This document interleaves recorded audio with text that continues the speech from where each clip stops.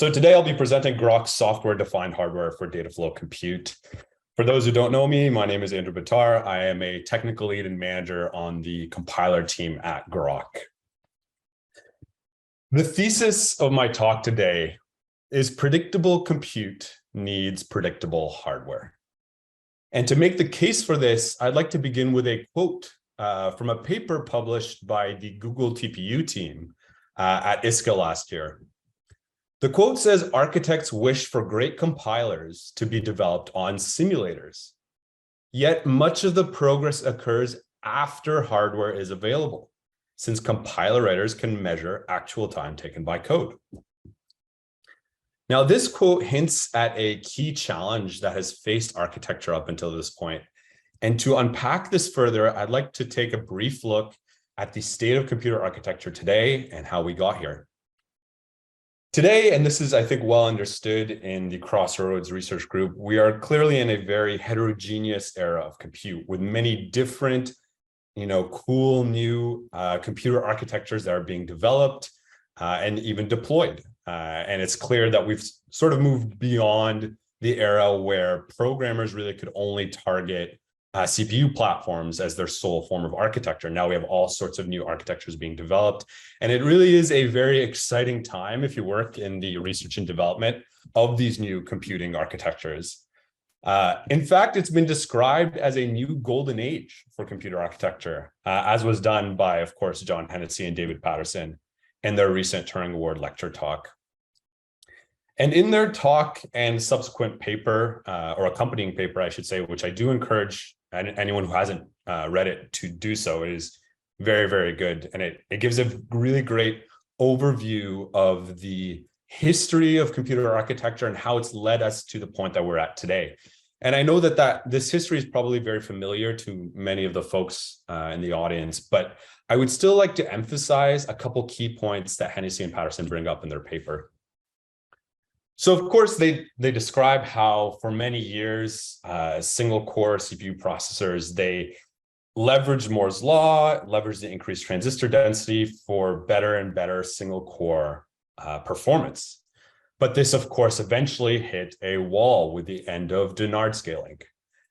And with this change in the trade-off of leveraging increased transistor densities, computer architects shifted their designs from single core processors to, as we know, multi-core processors. Now, this shift in effect shifted the burden of discovering parallelism in a program from being predominantly the responsibility of hardware to now also being the responsibility of software. And this shift was met with some challenges. The first set of challenges manifested in the workloads themselves. Many of the workloads that were being developed were employing these classical rules-based algorithms that were very control flow heavy, consisting of these dynamic branching structures. And the result of this dynamic structure was that the set of operations that would be executed at runtime was largely not statically resolvable. And this, of course, causes challenges for a program writer, or especially a automated compiler, to make static resource allocation decisions, given that this information was not visible to it at compile time. Additionally, these programs also employed frequently structures that were inherently serial that could not be parallelized spatially across the cores. And this, of course, leads to diminishing returns in multi-core approaches, as is dictated by Amdahl's law, of course. Now, the challenges did not only manifest in the workloads, but also in the hardware. So single core processors had been optimized over the years, of course, with these very fancy reactive components, these branch predictors, reordering buffers, prefetchers, that did an excellent job of dynamically extracting parallelism from the program to, of course, maximize instruction level parallelism. But of course, again, introduce this unpredictable behavior, this dynamic behavior that caused challenges for a compiler to make core allocation decisions. So these challenges have manifested in a significant slowdown in the rate of improvement that we see in conventional CPU architectures. And this is illustrated quite clearly in this chart in Hennessy and Patterson's paper, where they show quite a plateauing effect in the rate of improvement of chip multiprocessors, especially in recent years. Now, around the same time as this slowdown began to occur, not so coincidentally, a new form of compute began to emerge in popularity, and this has been referred to as software 2.0, or as I like to describe it, as Dataflow compute. Dataflow compute workloads had several key advantageous characteristics compared to their control flow heavy software 1 counterparts that lent themselves well to parallel programming. Namely, the structures of these workloads largely consisted of static graphs of operations, which meant that the set of operations that would be executed at runtime, in this case, were largely statically inferable, this predictable behavior. Additionally, many of the operations in the graph were also inherently parallel. They consisted largely of these vector matrix operations. And so with the emergence and popularity, of course, of Dataflow compute and deep learning and HPC, there has been a subsequent explosion in these domain-specific architectures where these DSAs, and I include GPUs in this category, observe and take advantage of these new characteristics in Dataflow compute workloads to make some key changes to conventional CPU architectures to take advantage of these characteristics. Namely, if you do sort of a survey of all these different DSAs that are being developed, you'll see some very common techniques that are being employed. So the first is the heavy reliance on SIMD compute units for more compute density. Naturally, these workloads have lots of vector operations, and we can take advantage of these vector operations to map them effectively to these SIMD compute units. Additionally, many of these DSAs remove a lot of these reactive components that I was referring to earlier, these branch predictors, reordering buffers, that were beneficial, of course, for more dynamic workloads for improving parallelism, but had less of a advantage when it came to static graphs of operations. And by removing and freeing silicon area from these components, not only did these DSAs able to add more compute, but of course more memory, especially more memory bandwidth, to keep all these compute units well fed. So in theory, we should be at a very exciting point and potentially an opportunity to break through this plateauing effect that we've seen in the performance on the applications we care about. We have these new class of algorithms now that are very data flow heavy, they're highly predictable and highly parallel. And we in theory have this hardware that's developed that's been in theory tuned well for this new class of algorithms. But there remains a missing ingredient. Over the course of the explosion in use of CPUs throughout the years, computer scientists and programmers heavily relied on compilers to efficiently map their algorithms to the target hardware. Not only did the compilers allow for efficient use of the target hardware, it also allowed for fast iteration process, a very fast compilation time that allowed for computer scientists to very quickly iterate on their algorithms. And as we like to say at Groq, the speed of iteration is the speed of innovation. And so that speed was very valuable. But the development of compilers for these new domain-specific architectures has remained a challenge. And if you take a survey of many DSAs that have been developed, including especially GPUs, you'll notice that they rely heavily on these hand-tuned kernel library techniques, where companies employ these large teams of expert engineers that develop these hand-tuned kernels that are heavily optimized for specific groups of operations, with the hope that if you develop enough of these kernels, that you'll cover enough of the operation space to cover the applications that you care about.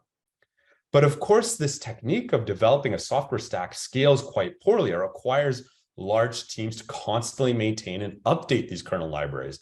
Not only do you need to update the library as new applications come about with new types of operations that you need to support or new sizes and parameters, you also need to constantly maintain the kernel library as the architecture changes from generation to generation. As you want to make interesting changes to the architecture to leverage, for example, the new transistor density that's been presented, you have to subsequently update the kernel library, which is a very expensive and time-consuming process. So the question is, why has it been a challenge to develop an automated compilation flow for these new spatial architectures that have been developed? Well, I'm bringing back this notion of predictability.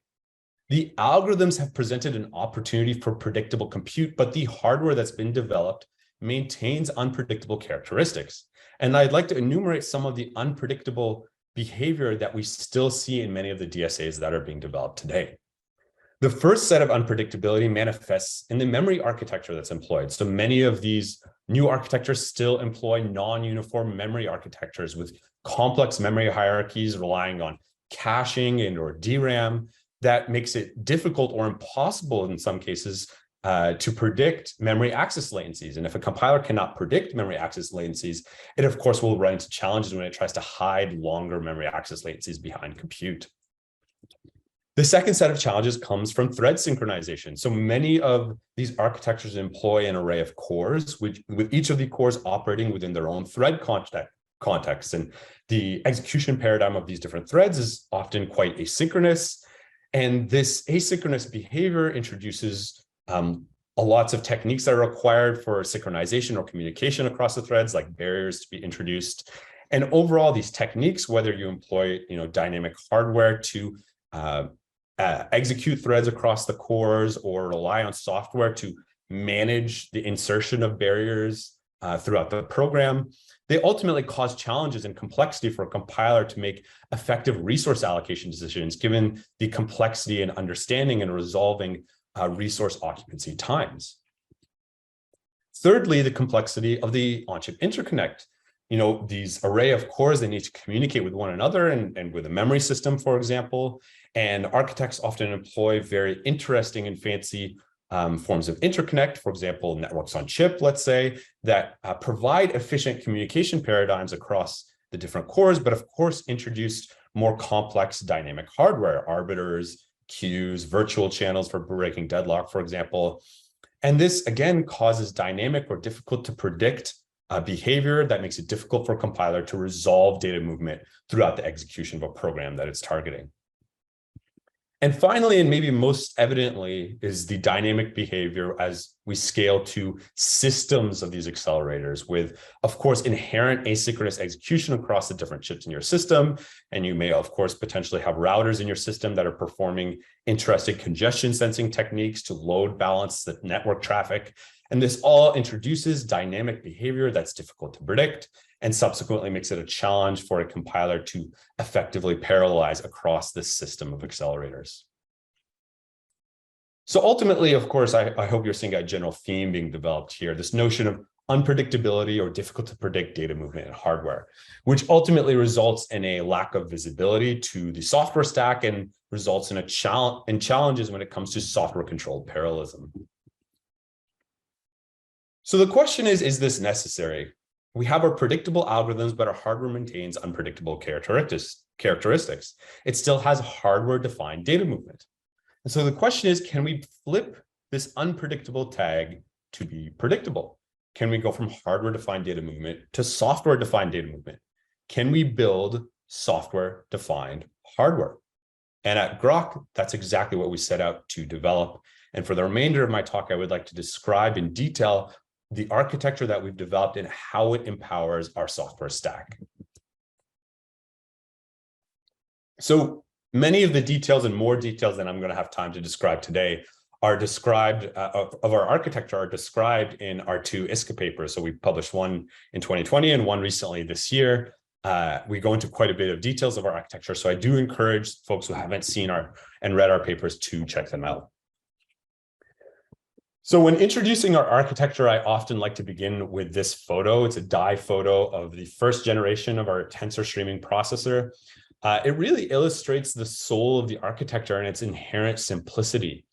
We've removed a lot of the responsibility of control flow from the hardware to maximize the silicon area dedicated to pure compute and memory. And this overall simplifies the hardware quite a bit. And you can see the regular structure just by looking at the die photo.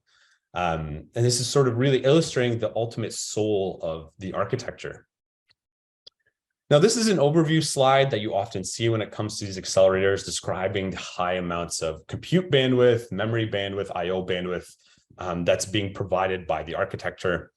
But rather than getting bogged down into these sort of high-level descriptors, I would like to focus more on the foundational structure of the architecture and how it empowers our compiler stack. So I begin with this foundational building block of the Groq architecture, and that's the SIMD functional unit. This SIMD functional unit employs a set of vector operations with the vector size being 320, and it is supported by a very lightweight instruction dispatch logic that issues instructions to the compute units. Now, you could think of this as our base class of our architecture, if you will. And what we do with this base class is we specialize it into types. And so we have here 4 different types that I'm describing. These are not the only types that we have, but they are of the more important ones that we see. We have our MXM that is responsible for efficient matrix vector and matrix multiply operations. We have our VXM that's responsible for vector operations. We have our SXM responsible for data reshape operations that are necessary for any end-to-end application. And finally, of course, we have our memory units that are responsible for providing high bandwidth on-chip SRAM. And so what we do with these different types of functional units is we stamp out multiple copies of them across the horizontal dimension of the chip in order to fill the silicon area that's available. And so with more copies of a given functional unit type, we introduce more bandwidth for that given functional unit type. So let's bring back our instruction dispatch. So we have 144 different instruction dispatch paths that are supporting all the different functional units across the horizontal dimension of the chip, and they issue instructions northwards across the different compute units. Now, what's key, and a key decision that was made as part of the architecture decision, was to ensure that these different functional units are executing in lockstep. So you could think of this as synchronous execution of our different threads throughout the chip. Now, we'd also like these compute units to be able to efficiently communicate with one another. So we introduce these high bandwidth stream registers for efficient data passing between the different functional units. So this has described the foundational structure of our architecture. So now let's get into the details of how this foundational structure empowers our compiler stack. Fundamentally, our architecture exhibits 4 characteristics that address the 4 sources of unpredictability that I alluded to earlier in the talk. So the first is software-controlled memory, absolutely no hardware caching whatsoever. The second is lockstep execution of our functional units, or again, you could think of this as synchronous execution of our threads. Third is the simplicity of our on-chip interconnect. And finally, we introduce a synchronous multi-chip execution paradigm. So let me get into the details of each of these one by one. So let's first start by talking about memory. So the memory system exposed in our architecture is entirely software controlled. That means absolutely no dynamic hardware caching. The compiler is aware of all physical data locations throughout the execution of a given program. So that means there's no memory hierarchy here. There's no L1, L2, L3. In fact, the architecture exposes the ability to address the physical banks on the chip. So the compiler is able to understand the physical location of every piece of data across every cycle of execution of the program. Additionally, this memory architecture not only provides very large amounts of on-chip memory capacity, but very importantly, a lot of on-chip memory bandwidth. So we have 80 terabytes per second of on-chip memory bandwidth available. And this is key in order to support workloads that are at low operational intensities, to allow us to continually be able to keep our compute units well fed, even for components on the left side of the roofline plot, let's say, where the workloads may have sections that have very low operational intensities.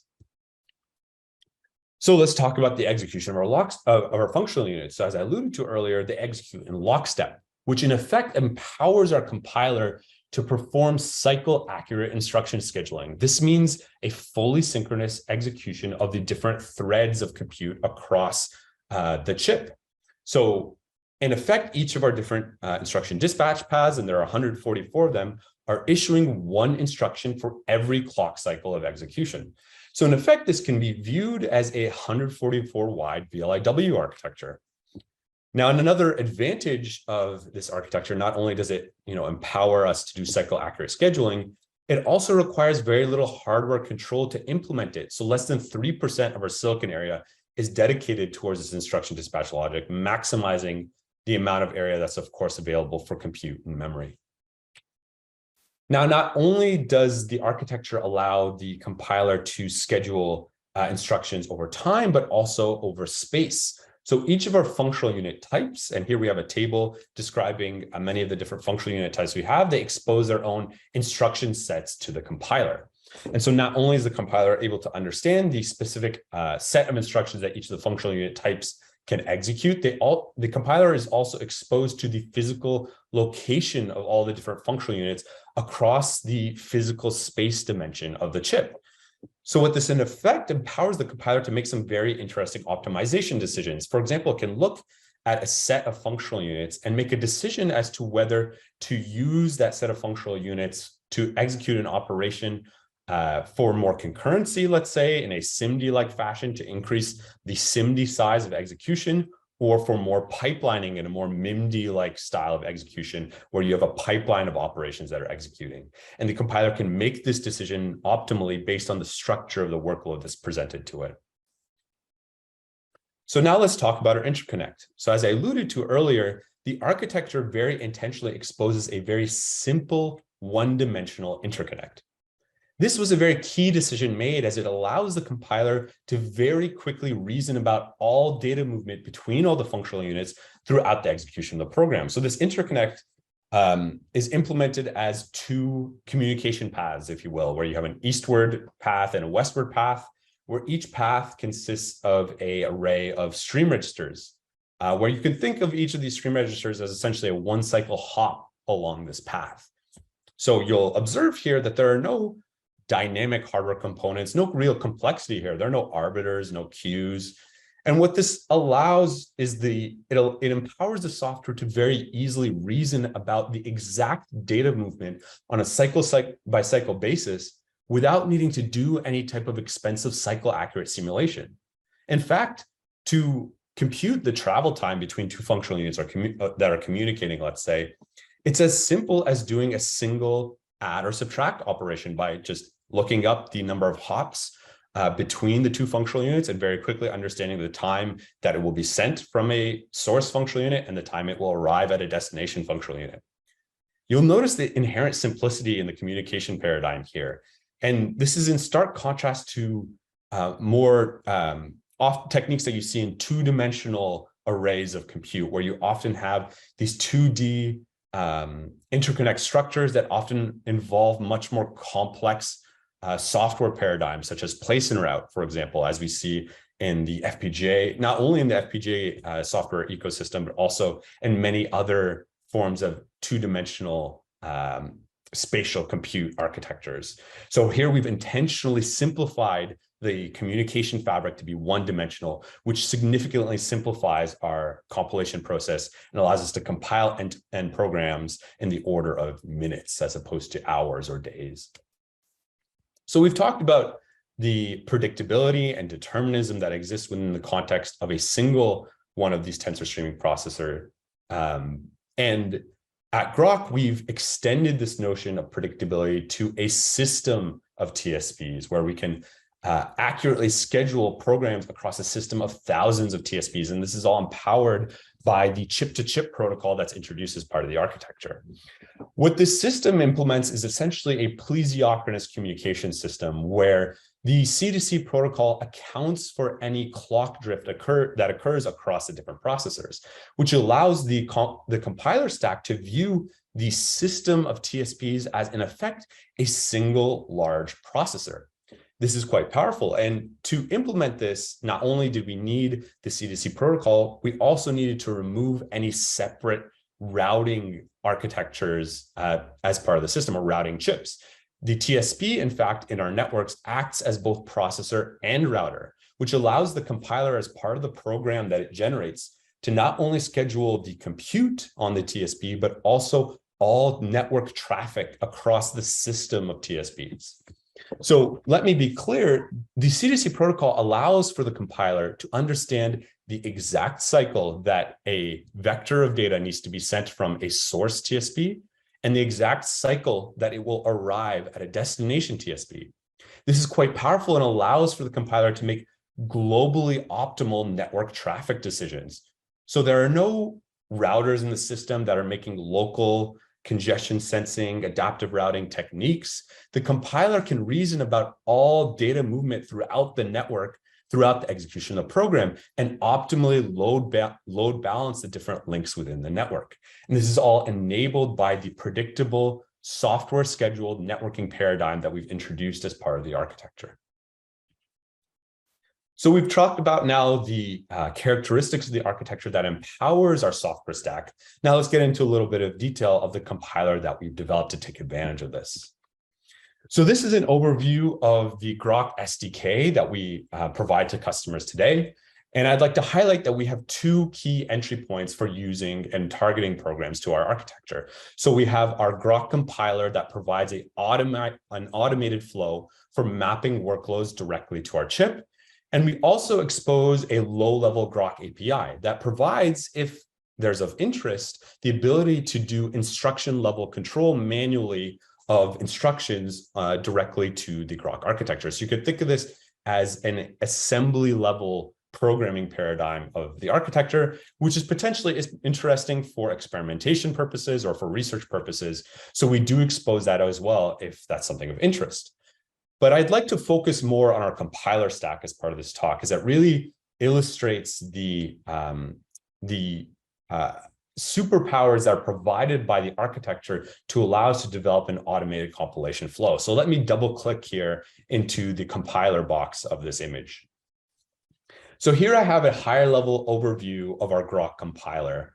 So the Groq compiler accepts workloads represented in many different standard frameworks, including TensorFlow, PyTorch, Onyx, and it progressively lowers the program across a sequence of optimization passes to ultimately generate a program that can be run on either a single TSP or a system of TSPs. So let me sort of walk through this in high-level detail and describe some of the optimization passes that we do as we lower. So after an initial set of front-end optimizations, we arrive at what we refer to as the layout marking stage of the compiler. So what this stage does is it analyzes the different tensors throughout the program and optimizes them and lays them out into a set of vectors, where you can think of the vector as the fundamental unit of communication of the Groq architecture. So then once this is complete, we do an additional set of optimization passes before arriving at our rewrite stage. What this stage entails is looking at the operations that are represented in these high-level frameworks and translating them into an equivalent graph of operations that are understood by the architecture. So here, for example, I'm showing a Onyx preloop operation that is remapped to an equivalent graph of operations that are understood by the Groq architecture. So once this graph of operations is generated, we then proceed through an additional set of optimization passes before arriving at our scheduler stage. This stage analyzes the graph of operations that are presented to it and performs an optimization sequence to schedule in a cycle accurate manner the different operations to the functional units on a single TSP as well as a set or a system of TSPs. And it does this with the optimization criteria of trying to maximize the efficiency of our compute units. And again, it does this on a cycle accurate basis. And it's able to do this because of the architecture that's exposed to it, the abstraction that's exposed to it, if you will, by the architecture. So once the compiler is complete, it generates a program with the program encompassing all information about all data movement throughout the execution of the program. So here, I am visualizing one such program that's been generated by the Groq compiler and visualized using the Groq view tool that's available as part of our SDK. Now, what I would like to emphasize here is that this program need not have ever been run on any hardware. In fact, it need also not ever run through any type of cycle accurate software simulation. In fact, what GroqView is doing here, it is simply naively taking the information that was provided by the compiler and displaying it and visualizing it through this tool. So here we can see exactly what will happen on hardware without ever needing to run the program on hardware and profiling it. We can see the tool visualizes all the information that the compiler has available. It understands the exact addresses that are being written to on a given cycle, the exact addresses that are being read from, the exact execution units that are executing on exact specific pieces of data. This is quite powerful, and it's really illustrating the sheer power of data orchestration that's given to the compiler. I could freeze this, for example, at cycle 2000. And you would be able to see the exact addresses that are being read from, the exact addresses that are being written to, the exact physical locations of all data on that exact cycle. And that's exactly the behavior that will happen once we eventually run it on hardware. This is really showing the abstraction that's exposed to the compiler stack, the sheer amounts of control that's given to it. We've truly built software-defined hardware where we've given all this control responsibility to our software stack. Over the past year, the compiler that we've developed has reached a significant level of maturity, and this is really encapsulated and demonstrated by the exponential growth in different types of applications that we support out of the box using our compiler. So today, we pull over 500 models directly from public repositories, including Hugging Face, for example, and without making any changes to the code, directly ingesting it into our software stack and generating programs and running them directly on our hardware. And this spans many different domains, including computer vision applications, natural language processing, and even various different HPC style applications. And this exponential growth has really precipitated as we've built the foundations of the compiler. We're not building kernels where we have to build specific kernels for each of these different applications, requires each their own amounts of time and effort. Thanks to the approach that we've taken, this automated compilation flow, after building some foundational structures within the compiler, we're able to very quickly automatically support models out of the box without ever needing to do any type of hand-tuned process. And this is really illustrating the ease of use that's unlocked by the architecture and compiler that we've developed. Now, ease of use and functionality is important, but we also care about performance, of course. And I'd like to start talking about performance by focusing on this micro benchmark, the general matrix multiply that is, of course, seen in many different Dataflow compute workloads. Now, what I'm showing here in the chart is the amount of compute utilization that the compiler is able to achieve out of the box for this micro benchmark across a wide sweep of different parameter sizes. And what I'd like to reemphasize is there's no kernel being mapped to in the backend here. There's no hand-optimized matrix multiplication kernel that the compiler is mapping to in order to achieve this high amounts of compute utilization. The compiler is simply taking the micro benchmark, lowering it through the process I described to a graph of operations, and then automatically scheduling it across our compute units. And in doing so, is still able to achieve very high amounts of compute efficiency out of the compute units that are being exposed to it by the architecture. This is really showing the automated process that the compiler is able to achieve, that the compiler implements, and the performance is able to achieve on this micro benchmark. Now, micro benchmarks are interesting, but of course, end-to-end applications are arguably more important. So I have a couple examples that I'd like to talk about. So recently, we published some really interesting results related to LSTM-based benchmarks. And here I have two such examples where we show that we're able to achieve state-of-the-art performance for these end-to-end LSTM benchmarks out of the box using our Groq Compiler. So that's the orange line on this chart that's showing the performance the Groq Compiler is automatically able to achieve. Now, what I'm also showing here in the yellow line is the performance we're able to achieve in the hand-tuned Groq API implementations that we've developed. So what this hand-tuned Groq API implementations are showing, the reason why we go through this exercise is to understand what is the peak performance we're able to achieve out of the architecture by really taking the time and hand optimizing the workload. And why I like to show this here is I like to show how narrow the gap is between the performance that the compiler is able to achieve out of the box for this end-to-end benchmark versus the peak possible performance that can be achieved. And as the compiler continues to mature, we have plans, of course, to continue to narrow this gap such that the compiler is able to achieve out of the box near peak performance. We also recently, colleagues of mine published some really great results in the ASAP 2022 conference, where they showed that we were able to achieve 5 to 6x better latency compared to the NVIDIA A100 on BERT benchmarks.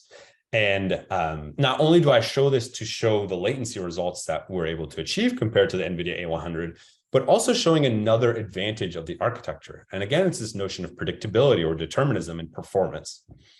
You'll notice that across the average case of latency and the P99 case, there's very little variance in the execution time of the TSP. In fact, if I isolated the execution time of only the processor, only the accelerator, there would actually be absolutely zero variance in execution time between any of the runs, between the P1 latency and the P99 latency. And this is all due to the deterministic nature of the architecture. The only small amount of variance that occurs between the average and P99 case is due to the dynamic behavior of the host as it sends inputs across PCIe and receives outputs through PCIe as well. You'll contrast this against the NVIDIA A100, for example, which is a more dynamic architecture that has, therefore, a wider variance in execution time between the average and P99 cases. And so this is illustrating another advantage that the architecture is offering to customers, this predictable execution time. All right, so we've talked about ease of use and we've talked about performance that's unlocked by the architecture and our software stack. I'd like to also take some time to talk about another superpower, if you will, of the architecture, and that's this notion of hardware-software co-design. So I'd like you to recall this quote that I began the talk with, this notion that, we can't really know how long it will take for code to run on hardware until the hardware comes back. We can actually run it on the target hardware and use profilers to measure actual execution time and profile, the utilization of our compute units and our memory. This is a limitation that does not exist for the Groq architecture. And we take advantage of this to build a very powerful hardware-software co-design flow. So we can take a given benchmark, let's say, run it through our compiler, and know the exact performance that benchmark will achieve on our target architecture without needing any hardware to be accessible to us. And this is all unlocked due to the predictable nature, of course, of the architecture. So we can take advantage of this to build a very powerful hardware-software co-design flow. So our Groq compiler within it encapsulates and takes as input, in fact, a GroqChip model, which is a software model of our Groq architecture that includes all the architectural information necessary to allow the compiler to create a program for the target hardware. And so what we can do with this chip model is we can make changes to the architecture to analyze its impact on a given benchmark set, for example. So for example, we could do interesting experiments where we change the distribution of functional units on the chip.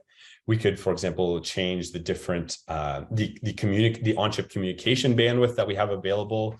We can also experiment with different topologies in our systems of TSPs to analyze how changing that topology may impact a given benchmark set.